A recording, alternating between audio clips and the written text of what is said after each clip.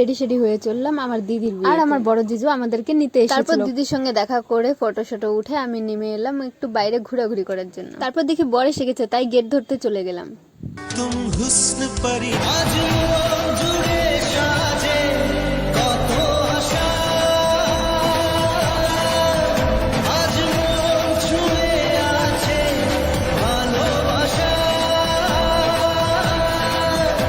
এলো যে স্বপ্নের দিন ও কাছে এলো